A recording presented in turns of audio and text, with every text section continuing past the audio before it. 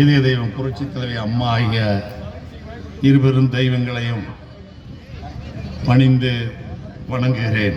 புரட்சி தமிழர் அண்ணன் எடப்பாடியார் அவர்கள் அண்ணாவின் 116வது பிறந்தநாள் விழாவை தமிழகம் முழுவதும் கன்னியாகுமரியிலே இருந்து சென்னை வரையிலே தமிழர்கள் வாழ்கிற பகுதி முழுவதும் சிறப்பாக கொண்டாட வேண்டும் என்று ஆணையிட்டமைக்காக புரட்சி தமிழர் அண்ணன் எடப்பாடியார் அவர்களையும் பணிந்து வணங்குகிறேன். நான் ஏதோ ஒரு 500 பேர் 300 பேர் இருப்பார்கள், என்ன சொன்னன் அவ்வளவுதான் செய்திருப்பார் என்று எண்ணிக்கொண்டு வந்தேன். வந்தபொழுது என் இதயம் மிகுந்த மகிழ்ச்சி அடைந்தது. காரணம், இயக்கம் சோர்வுற்றிருக்கிற இந்த நேரத்திலே சுறுசுறுப்பாக பணியாற்றி ஒரு குட்டி மாநாட்டையே காங்கேயம் தொகுதியிலே ஏற்பாடு செய்திருக்கிறார் என்று சொன்னால் நிச்சயமாக அவரை அனைத்து இந்திய அண்ணா திராவிட முன்னேற்ற கழகம் பாராட்டியே ஆக வேண்டும். அனைத்து இந்திய அண்ணா திராவிட முன்னேற்ற கழகம் வெற்றியடையும், தோல்வியடையும், மீண்டும் வெற்றியடையும், தோல்வியடையும். ஆனால் அனைத்து இந்திய அண்ணா திராவிட முன்னேற்ற கழகம் ஒருபோதும் இதுவரையிலே தூண்டு போனது கிடையாது. அண்ணா திராவிட முன்னேற்ற கழகத்தினுடைய தொண்டர்கள் இயக்கத்தை கைவிட்டு வேறு கட்சிக்கு போனது கிடையாது. யார் போவார் என்று சொன்னால் வருகிறவர்கள் போகிறவர்கள். இந்த ஆட்சியிலே அண்ணன் NSN நடராஜன் அவர்கள் பேசும்போது குறிப்பிட்டதைப் போல ஆளும் கட்சியானால் கருப்பு வெள்ளை சிவப்பு வேட்டியை கட்டுவது, ஆட்சி போய்விட்டால் அந்த வேட்டியை மடித்து பீரோவிலே வைத்துக் கொண்டு இனியொரு வேட்டியை கட்டுவது போன்ற குணம் படைத்தவர்கள் இந்த கட்சியை விட்டு போவார்கள். ஆனால் உண்மையான எம்ஜிஆரின் தொண்டர்கள், அம்மாவின் தொண்டர்கள், எடப்பாடியாரின் தொண்டர்கள் எந்த சோதனை வந்தாலும் அண்ணா திராவிட முன்னேற்ற கழகத்திற்காக உயிரையும் கொடுக்க தயங்க மாட்டார்கள் என்பதற்கு எடுத்துக்காட்டுத்தான் இந்த பொதுக்கூட்டம். இங்கே அண்ணாவின் பிறந்தநாளை கொண்டாடுகிற இந்த நேரத்தில் பேரறிஞர் அண்ணாவை பற்றி முக்கியமான சில கருத்துக்களை சொல்லி விடைபெறலாம் என கருதுகிறேன். எல்லாவற்றுக்கும் மேலாக பேரறிஞர் அண்ணா அவர்கள் உயிரோடு இருந்த காலத்திலே எதிர்க்கட்சியாக இருந்த பொழுது சென்னையிலே இருந்து திருச்சியிலே ஒரு பொதுக்கூட்டத்திலே பேசுவதற்காக பேரறிஞர் அண்ணா அவர்கள் காரிலே கிளம்பி சென்று கொண்டிருக்கிறார். விடிய காலம் குளித்தலை ரயில் நிலையத்திலே அண்ணாவினுடைய கார் நிற்கிறது. அண்ணா அவர்களுடைய காருக்கு தேநீர் டீ கொண்டு வந்து கொடுப்பதற்காக அண்ணாவினுடைய டிரைவர் செல்கிறார்.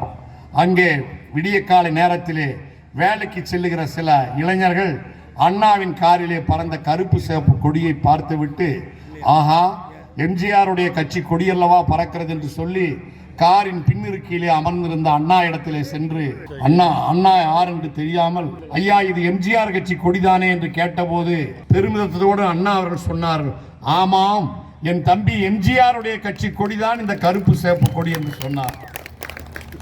எம்ஜிஆர் அவர்கள் கேட்டார்கள் அண்ணா அவர்களை பார்த்து, அண்ணா அவர்களே 67 பாராளுமன்ற சட்டமன்ற தேர்தல் வரப்போகிறது, உங்களுக்கு எவ்வளவு நிதி வேண்டும் கேளுங்கள் நான் தருகிறேன் என்று சொன்ன பொழுது அண்ணா அவர்கள் எம்ஜிஆர் அவர்களை பார்த்து, தம்பி ராமச்சந்திரா நீ முகத்தை காட்டினால் 30,000 ஓட்டு, நீ வாயை திறந்து பேசினால் 3 லட்சம் ஓட்டு, எனக்கு உன்னுடைய வருகைதான் தேவையே தவிர உன்னுடைய பணம் தேவையில்லை.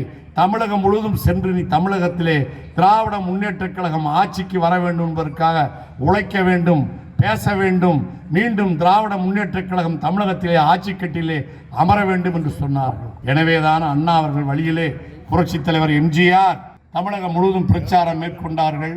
புரட்சி தலைவி அம்மா அவர்கள் நம்மை விட்டு பிரிந்து சென்றதற்கு பிறகு இந்த அண்ணா திராவிட முன்னேற்ற கழகம் என்ன ஆகும் என்று எல்லோரும் எண்ணி ஏங்கி கண்ணீர் விட்ட நேரத்திலே நான் இருக்கிறேன் இந்த இயக்கத்தை காப்பாற்றுவதற்கு, நான் இருக்கிறேன் அம்மாவின் ஆட்சியை காப்பாற்றுவதற்கு, நான் இருக்கிறேன் தமிழக மக்களை காப்பாற்றுவதற்கு, நான் இருக்கிறேன் உங்கள் அனைவருக்கும் ஒரு பாதுகாப்பரனாக என்று சொல்லி தோன்றியவர்தான் சேலத்து சிங்கமன்னன் எடப்பாடியார் அவர்கள்.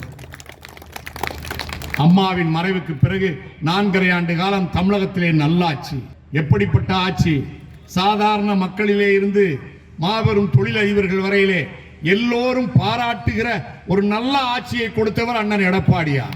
ஏரோட்டும் விவசாயிக்கும் உழவர் பாதுகாப்பு திட்டம், ஏரோட்டும் விவசாயிக்கு குடிமராமத்து திட்டம், சாதாரண ஆட்டோ ஓட்டுகிறவன், மோட்டார் தொழிற்சாலைக்கு வேலைக்கு போகிறவன், விவசாய கூலிகள், சாதாரண கிராமத்து மக்கள், இப்படிப்பட்டவருடைய குடும்பத்தைச் சேர்ந்த பிள்ளைகள் மருத்துவர்களாக வர வேண்டும் என்பதற்காக மருத்துவக் கல்லூரியிலே 7.5% இடஒதுக்கீட்டை ஒதுக்கி கொடுத்தவர் நம்முடைய அண்ணன் எடப்பாடியார். கவர்னர் கையெழுத்திட மறுத்த போது அந்த மறுப்பை தூக்கி எறிந்து விட்டு தானே கையெழுத்திட்டு கவர்னரை கண்டு அச்சப்படாமல், இன்றைக்கு மு.க. ஸ்டாலின் கவர்னரை கண்டு கும்பிடு போடுவதை போல அல்லாமல், மருத்துவக் கல்லூரியிலே 7.5% இட ஒதுக்கீட்டிற்கு அரசு பள்ளியிலே படிக்கிற மாணவ மாணவிகளுக்கு 7.5% இட ஒதுக்கீடு என்பதற்கான சட்டத்திலே கவர்னர் கையெழுத்து போடவில்லை என்றாலும் அதை நிராகரித்து விட்டு தானே அந்த சட்டத்தை அமுல்படுத்தியவர் அண்ணன் எடப்பாடியார் அவர்கள். இந்த 5 ஆண்டு காலத்தில் இன்றைக்கு வரையிலே 1500க்கு மேற்பட்ட கிராமப்புறத்திலே அரசு பள்ளியிலே படித்த சாதாரண ஏழை எளிய விவசாய கூலிகளுடைய மாணவ மாணவிகள், தாழ்த்தப்பட்ட அருந்ததியர் சமுதாயத்தைச் சேர்ந்த குடும்பங்களைச் சேர்ந்த மாணவ மாணவிகள், சாதாரண ஆட்டோ ரிக்ஷா ஓட்டுகிறவன், சாதாரண ஆலை தொழிலாளி, சாதாரண மூட்டை தூக்குகிறவனுடைய குடும்பத்து பிள்ளைகள் எல்லாம் அரசு பள்ளியிலே படிக்கிற பிள்ளைகள் இன்றைக்கு 1500 பேர் அரசாங்க செலவிலே டாக்டர்களாகி கொண்டிருக்கிறார்கள் என்று சொன்னால் அந்த சாதனைக்கு சொந்தக்காரர் அண்ணன் எடப்பாடியார். எடப்பாடியாருடைய நல்லாட்சியிலே தான் தமிழகம் 4.5 ஆண்டு காலம் அமைதியாக இருந்தது. எடப்பாடியாருடைய நல்லாட்சியிலே தான் ஜாதி கலவரம் இல்லை. எடப்பாடியாருடைய நல்லாட்சியிலே தான் மத கலவரம் இல்லை. அம்மா அவர்கள் எத்தனையோ திட்டங்களை கொண்டு வந்தார்கள். ஆனால் ஒன்றே மட்டும் நான் சொல்லிக்கொள்ள கடமைப்பட்டிருக்கிறேன். பெரியோர்களே, உலகத்திலேயே செல்வந்தர்கள் அதிகம் வாழுகிற நாடு, செல்வத்திலே மிகுந்த நாடு அமெரிக்கா, இங்கிலாந்து, இன்னும் மேலை நாடுகள். இந்த மேலை நாடுகளிலே கூட பெண்களுடைய திருமணத்திற்கு தாலிக்கு தங்கம் வழங்கப்படவில்லை. ஆனால் வறுமை மிகுந்த நாடான இந்தியாவிலே தாலிக்கு அரை பவுன் தங்கம் என்று சொல்லி படித்த பெண்களுக்கு 25,000 ரூபாய் திருமண உதவித்தொகை, பட்டம் பெற்ற பெண்களுக்கு 50,000 ரூபாய் திருமண உதவித்தொகை என்று சொல்லி தான் ஆட்சி செய்த காலம் முழுவதும் அம்மா அவர்கள் தமிழ்நாட்டினுடைய அனைத்து ஏழை பெண்மணிகளுடைய குடும்பத்திலே பிறந்த குழந்தைகளுக்கு தங்கம் தங்கம் என்று பெயர்தான் இருக்கும். கழுத்திலே தொங்குகிற மஞ்சள் கயிற்றிலே கூட ஒரு 1/4 பவுன் அல்ல, ஒரு கிராமிலே கூட ஒரு தங்க காசு தொங்காது. ஆனால் அம்மா அவர்கள் முதலமைச்சராக 2011 வந்ததற்கு பிறகுதான் தாலிக்கு அரை பவுன் தங்கம் தருவேன் என்று சொன்னதை நிறைவேற்றி தொடர்ந்து செய்து காட்டினார். அதே போல அம்மா அவருடைய மறைவுக்கு பிறகு அம்மா அவர்கள் 2016 சட்டமன்ற தேர்தலில் ஒரு வாக்குறுதி கொடுத்தார்கள். நான் மீண்டும் ஆட்சிக்கு வந்தால் தாலிக்கு 1 பவுன் தங்கம் தருவேன் என்று அம்மா சொன்னார்கள். தங்கத்தாரகை அம்மா அவர்கள் சொல்லிவிட்டு மறைந்து விட்டார்கள். அம்மா அவர்கள் மறைந்து விட்டாலும் அம்மாவின் சொன்ன அந்த வாக்குறுதியை நிறைவேற்ற வேண்டும் என்பதற்காக அம்மாவின் பிள்ளையாக அண்ணன் எடப்பாடியார் ஆண்ட காலம் முழுவதும் 1 பவுன் தங்கத்தை தாலிக்கு ஏழை குடும்பங்களுக்கு கொடுத்தார். இந்துக்களுக்கு கொடுத்தார், இஸ்லாமியர்களுக்கு கொடுத்தார், கிறிஸ்தவர்களுக்கு கொடுத்தார், அனைத்து ஜாதியினருக்கும் கொடுத்தார். இன்னாருக்கு இவருக்கு என்று எந்த திட்டத்தையும் எடப்பாடியார் தனித்து பிரித்து நிறைவேற்றவில்லை. எல்லாம் எல்லோருக்கும் என்கிற வகையிலே கொடுத்தார்கள். கொரோனா என்கிற கொடிய நோய் வந்த போது அந்த நோய்க்கு என்ன மருந்து என்று யாருக்கும் தெரியவில்லை, எங்கே வைத்தியம் பார்ப்பது என்று தெரியவில்லை. தனியார் மருத்துவமனையினுடைய டாக்டர்கள் எல்லாம் ஆஸ்பத்திரியை பூட்டி வைத்து விட்டு அவர்களுடைய ஊருக்கு சென்று விட்டார்கள். ஆனால் அரசாங்க மருத்துவமனைகள் தொடர்ந்து இயங்க வேண்டும் என்று சொல்லி தொடர்ந்து அந்த அரசாங்க மருத்துவமனையிலே பணியாற்றுகிற டாக்டர்களை மனத்தெம்போடு அவர்கள் செயல்பட வேண்டும் என்பதற்காக தன் உயிரை பற்றி கவலைப்படாமல் சென்னையிலே இருந்து செங்கல்பட்டிலே இருந்து ஒவ்வொரு மாவட்டமாக ஒவ்வொரு மருத்துவமனையாக சென்று மக்களுடைய உயிரை காப்பாற்ற வேண்டும் என்பதற்காக தன் உயிரை பற்றி கவலைப்படாமல் துச்சமாக மதித்து செயல்பட்டவர் தான் அண்ணன் எடப்பாடியார். அது மட்டுமல்ல அருமை பெரியோர்களே, உங்கள் அத்தனை பேருக்கும் தெரிந்த விஷயம், கொரோனா காலத்திலே என்ன நோய், அந்த நோய்க்கு என்ன மருந்து, அதை எவ்வாறு தீர்வு காண்பது என்று தெரியாத நேரம் தனியார் மருத்துவமனைகள் அனைத்தும் மூடப்பட்டிருந்தது. ஆனால் அரசு மருத்துவமனைகள் மட்டுமே இயங்கியது. அதை இயக்கி காட்டிய தலைவர் தான் அண்ணன் எடப்பாடியார் அவர்கள். அது மட்டுமல்ல, மக்கள் வேலைக்கு செல்ல முடியாத நிலைமை, அரசாங்கத்துக்கு வருமானம் இல்லை, எந்த வகையான வரி வசூலும் இல்லை, பெட்ரோல் பங்குகள் மூலம் வருவாய் இல்லை, அதே போல பத்திரப்பதிவு மூலம் வருவாய் இல்லை, பிராந்தி கடைகள் மூடப்பட்டு விட்டது, மாநில அரசாங்கத்தின் வருவாயே கிடையாது. அப்படிப்பட்ட நேரத்திலும் மனம் கலங்காமல் தமிழ்நாட்டு மக்கள் பசியோடு இருக்கக்கூடாது என்பதற்காக, தமிழ்நாட்டு மக்கள் பசியோடு இருக்கக்கூடாது என்பதற்காக நியாய விலை கடையிலே விலை இல்லாமல் 2 மடங்கு நியாய விலை கடையிலே மாதத்திற்கு 2 மடங்கு ரேஷன் பொருட்களை வழங்கியவர் அண்ணன் எடப்பாடியார். ஏழை பணக்காரன் என்று தரம் பிரித்து பார்க்கவில்லை. கொரோனா நேரத்திலே கொரோனா நிதியாக 1000 ரூபாய் வழங்கினார். அது மட்டுமல்ல, பொங்கல் வந்த போது அவர் முதலமைச்சராகி முதல் பொங்கலுக்கு 1000 ரூபாய் கொடுத்தார். இரண்டாவது பொங்கலுக்கு கடைசியாக 2020ஆம் ஆண்டு பொங்கலுக்கு ஜனவரி மாதம் 2500 ரூபாய் எல்லா குடும்பங்களுக்கும் வழங்கினார். மு.க. ஸ்டாலினை போல ஏழை பணக்காரன், தகுதி படைத்தவன், தகுதி படைக்காதவன் என்றெல்லாம் பிரித்து பார்க்கவில்லை. எல்லோருக்கும் 2500 ரூபாய். நியாய விலை கடைக்கு செல்வதற்கான குடும்ப அட்டை வைத்திருக்கிற அத்தனை குடும்பங்களுக்கும் 2500 ரூபாயை வழங்கிய வள்ளல் தான் அண்ணன் எடப்பாடியார் அவர்கள். அது மட்டுமல்ல பெரியோர்களே, இன்றைக்கு அனைத்து இந்திய அண்ணா திராவிட முன்னேற்ற கழகம் தோல்வியை சந்தித்திருக்கிறது. இந்த தோல்வி அதிமுகவுக்கு புதிதல்ல. 1980ஆம் ஆண்டு புரட்சி தலைவர் அண்ணன் எம்ஜிஆர் அவர்கள் இருந்த காலத்திலே இதே போல பாராளுமன்ற தேர்தல் வந்தது. 80ஆம் ஆண்டு பாராளுமன்ற தேர்தல் வந்த பொழுது கோபிச்செட்டிப்பாளையத்திலும் சிவகாசியிலும் 2 தொகுதியிலே மட்டும்தான் அண்ணா 77லே முதலமைச்சரானவர். 80லே 2 தொகுதியிலே தான் வெற்றி பெற்றார். 38 தொகுதியிலே புரட்சி தலைவர் எம்ஜிஆர் தோல்வியை கண்டார். எம்ஜிஆருடைய ஆட்சியை இந்திரா காந்தி அம்மையார் அவர்களும் கருணாநிதியும் சேர்ந்து கொண்டு டிஸ்மிஸ் செய்தார்கள். தமிழகம் முழுவதும் புரட்சி தலைவர் எம்ஜிஆர், தமிழ்நாட்டு மக்களே, நான் என்ன தவறு செய்தேன், மீண்டும் என்னுடைய அண்ணாவின் ஆட்சியை கொண்டு வர இரட்டை இலை சின்னத்திற்கு வாக்களியுங்கள் என்று 3 மாதத்தில் தமிழகம் முழுவதும் புரட்சி தலைவர் எம்ஜிஆர் சுற்றுப்பயணம் செய்தார். தங்கத்தை போன்ற தகதகா என்று மின்னுகிற புரட்சி தலைவர் எம்ஜிஆருடைய திருமேனி, எம்ஜிஆருடைய வெள்ளை தொப்பி, எம்ஜிஆருடைய கருப்பு கண்ணாடி, சிங்கம் போல் எம்ஜிஆர் நடந்து வருகிற அந்த நடை, இதையெல்லாம் பார்த்த மக்கள், எம்ஜிஆருடைய வள்ளல் தன்மையை நினைத்த மக்கள், அடடா இப்படிப்பட்ட தலைவனுக்கு நாம் துரோகம் செய்து விட்டோமோ என்று 234 தொகுதியிலே மீண்டும் புரட்சி தலைவர் எம்ஜிஆர் 1977 வென்றதை விட கூடுதலான இடங்களை கொடுத்து புரட்சி தலைவர் எம்ஜிஆரை 184 இடங்களிலே வெற்றி பெற வைத்து மீண்டும் முதலமைச்சர் ஆக்கியவர்கள் தமிழ்நாட்டு மக்கள். பாராளுமன்ற தேர்தலுக்கு தமிழ்நாட்டு மக்கள் ஒரு முடிவை எடுப்பார்கள். சட்டமன்ற தேர்தலுக்கு தமிழ்நாட்டு மக்கள் ஒரு முடிவை எடுப்பார்கள். நாளை சட்டமன்ற தேர்தல் தோன்றிவிட்டால் எடப்பாடியாரா லஞ்ச ஊழலிலே சக்கரவர்த்தியாக இருக்கிற, குடும்பத்திற்காக ஆட்சி செய்து கொண்டிருக்கிற, துபாய்க்கு போனாய், ஸ்பெயினுக்கு போனாய், இப்பொழுது அமெரிக்காவுக்கு போயிருக்கிறாய். எதற்கு போனாய்? மூலதனத்தை பெறுவதற்கா அல்லது மூலதனத்தை பதுக்குவதற்கா என்று நாட்டு மக்கள் கேட்டு சிரிப்பாக சிரித்துக் கொண்டிருக்கிறார்கள். மு.க. ஸ்டாலின் அவர்களே, நாளை தினம் சட்டமன்ற தேர்தல் வந்து குடிமராமத்து நாயகன் அண்ணன் எடப்பாடியாரா, 7.5% இடஒதுக்கீடு கொண்டு வந்த எடப்பாடியாரா, கொரோனா நேரத்திலே தமிழக மக்களை காப்பாற்றிய எடப்பாடியாரா, அல்லது குடும்பத்திற்காக ஆட்சி செய்த ஸ்டாலினா என்கிற கேள்வி எழும் பொழுது தமிழ்நாட்டு மக்களுடைய ஏழை பணக்காரன், தொழில் செய்கிறவன், சாதாரண விவசாய தொழிலாளி, மூட்டை தூக்குவன், கலாசு வேலை பார்க்கிறவன் அனைவரும் ஆதரிக்க போவதனாலே நம்முடைய அருமை அண்ணன் எடப்பாடியார் அவர்களைத்தான். இப்போது ஒரு பெரிய பிரச்சாரம் நடந்து கொண்டிருக்கிறது தமிழகம் முழுவதும். ஏதோ உதயநிதி உடனடியாக துணை முதலமைச்சரானால் தமிழகத்தினுடைய வீதிகளில் எல்லாம் பாலாறும் தேனாரும் ஓடும் என்பதைப் போல ஸ்டாலின் ஆண்டே ஒன்றும் கிடையாது. தமிழ்நாட்டு மக்கள் இன்றைக்கு பசிப்பட்டினியாக இருக்கிறார்கள். எங்கே பார்த்தாலும் லஞ்சம், ஊழல், சட்டம் ஒழுங்கு தமிழ்நாட்டிலே சந்தி சிரித்துக் கொண்டிருக்கிறது. யாருடைய உயிருக்கும் பாதுகாப்பு இல்லை.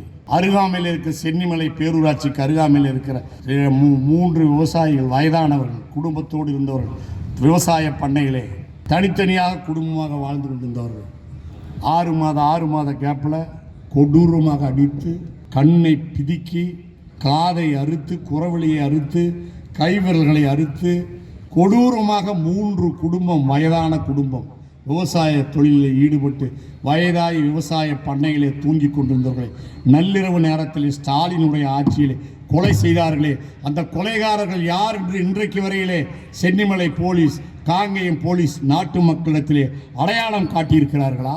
நாடு முழுவதும் இன்றைக்கு 10ஆம் வகுப்பு படிக்கிற பையன் கஞ்சா குடிக்கிறான் வகுப்பறையிலே, 5ஆம் வகுப்பு படிக்கிற பையன் கத்தியோடு போகிறான் பள்ளிக்கூடத்திற்கு. நாடே துன்பமாயி தினம் தினம் கொலை, கொள்ளை, கற்பழிப்பு, கட்ட பஞ்சாயத்து, தமிழகம் சட்டம் ஒழுங்கு சந்தி சிரித்துக் கொண்டிருக்கிறது. போலீஸை விட்டு இன்றைக்கு துப்பாக்கியை கையிலே கொடுத்து எவனோ ஒருத்தனை குறிபார்த்து சுட சொல்லி முழங்காலு கீழே இரத்தம் ஒழுகி விட்டது, கரவடிகளை பிடித்து விட்டார் என்றெல்லாம் நாட்டு மக்களிடத்திலே நாடகமாடுகிற ஒரு நாதியற்ற ஆட்சி மு.க. ஸ்டாலின் ஆட்சியா?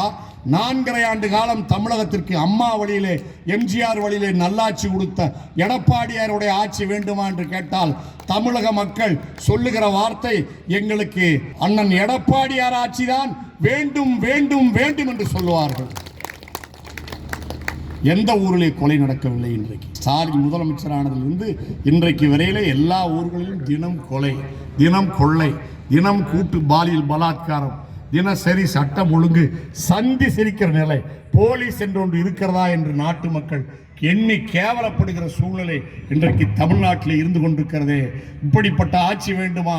அமைதியான நல்லாட்சியை, ஆடம்பரம் இல்லாத நல்லாட்சியை கொடுத்த எடப்பாடியாருடைய ஆட்சி வேண்டுமா என்றால் எல்லா மக்களும் சொல்ல போவது எடப்பாடியார், எடப்பாடியார், எடப்பாடியார். ஆடம்பரம் இல்லாமல் முதலமைச்சராக இருக்கும் பொழுது எடப்பாடியார் காரிலே வந்து கொண்டிருப்பார்.